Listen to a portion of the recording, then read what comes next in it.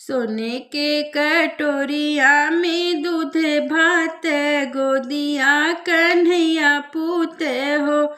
यशोदा घूमी घूमी कान्हा के खियावे, तो चंदा के बोलावेली हो। अरे आवा चंदा मामा परे आवा, नदिया किनारे आवा हो।